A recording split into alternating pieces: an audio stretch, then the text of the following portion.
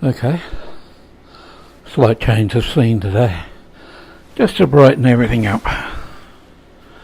My old parrot shirt. Used to wear this at sea. Created a few comments, some that needed quite severe retaliation. Today, more serious note, I want to talk about women, or to be more accurate, this Me Too movement. It's got me boxed. I don't understand it at all. I know how it got to be where it is, if my informants are correct, which they usually are. But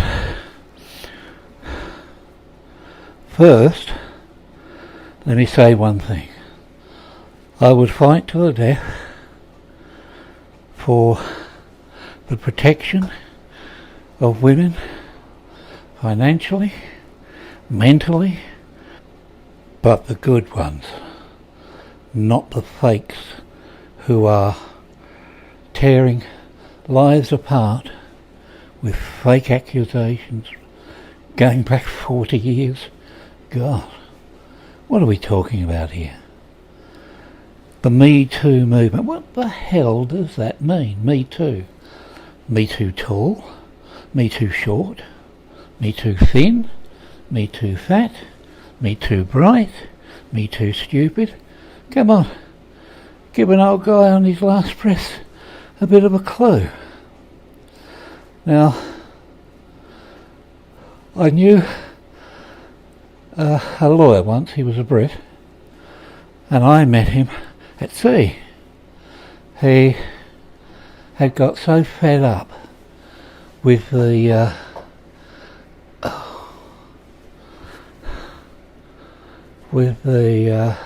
wrong way.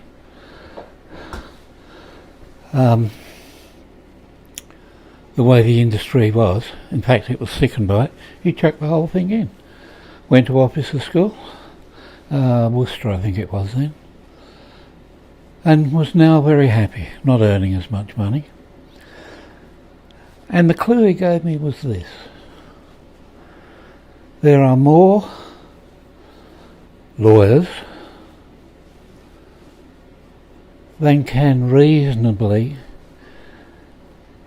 get a good wage through normal society. In other words, there's far more than are needed.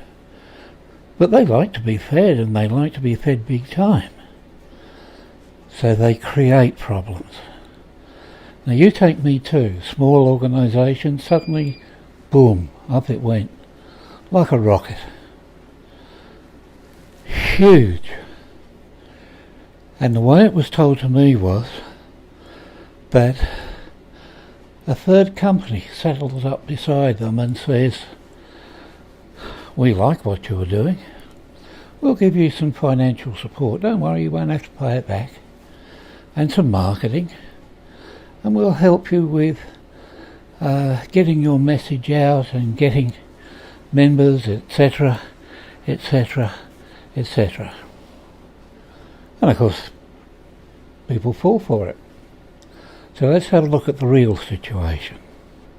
Once the evil message is out, and in this case, ladies, I'm not knocking the premise of it, I'm knocking the message that Me Too are putting out.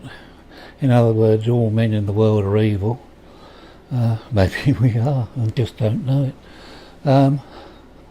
Then the lawyers start pushing agendas, and women are told they can sue or put a suit in against somebody for sexual discrimination. And of course everybody says, this is great, no more sexual discrimination. We can get money out of them. But then, sexual discrimination, that's open territory. Now we're at the stage where men can get a lawsuit slapped on them for opening a door for a woman, saying, "My, how pretty you are," asking them if they'd like to go to dinner, or the theatre, or the beach. Poor buggers. Next thing they know, they're in the dock, with a lien put on all their savings and their cars sold to pay off all this rubbish. Who's getting rich? It's not me too. The legal industry, good stuff there. Thousands and thousands and thousands of lawsuits every week. Who's getting paid for them? The lawyers. Who's taking 30%, 40% of whatever money is allocated to the defendant, to the lass that's made the accusations? Well, it's a no win, no fee. So they make sure they only take the ones that they can win, and then take a huge chunk of the money. It's quite brilliant. Evil, but brilliant. Leave that there just for this second. Now, some of you may not know it, but I'm getting on in years now. And I look back, I know I shouldn't, and compare things you shouldn't, to the girls, women of my time. Here's a couple of photographs. If my son does the edit correctly. Clean, neat, tidy, smiling, dare I say sexy? Or is that too taboo these days? And they took us for everything. You ask a girl out, she says yes. They have dinner, the theatre, maybe a trip away, and then on to the next guy, but the same. We knew it, and we loved them for it. They were our other half. I don't like yin and yang, that's a stupid statement. Now, here's another photograph. Today's women. I don't think anybody will be asking them for a dinner date, or telling them, "My, how pretty you are," or "Would you like to go to Brighton for the weekend?" Where's it going to end? That's what I want to know, because it can't go on the way it is. Men will just gradually part. Can't be bothered with women. The sex industry is always sitting on the side. They'll make a fortune out of it, because the men know how much they're up for before they go. And they will go with feminine women. Maybe a little bit hard in the face, but they will be feminine women. I don't know what the women are going to do. I don't delve into their lifestyles. That's all too much for an old seaman like me.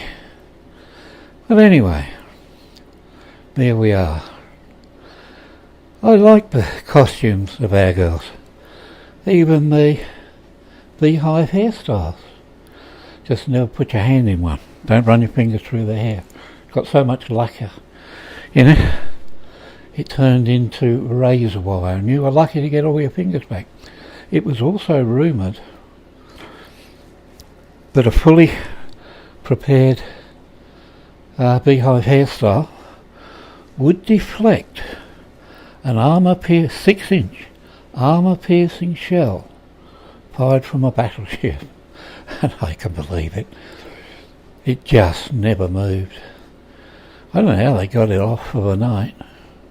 Maybe they didn't. Maybe they just tore their pillowcases together and put another one on the next day. But anyway, that's my take on things. I'm just saying, women, put your bloody placards down, and for God's sake, have a wash and get dressed as women. You don't have to be men to get equal power. You've already got it in most cases. Don't let those people who are milking you for dollars get things all their own way. Maybe then the world will, or maybe our world, the Western world, will start to become a happier place again. Okay? So anyway, just remember, at the end of the day, be nice to somebody. Cheers.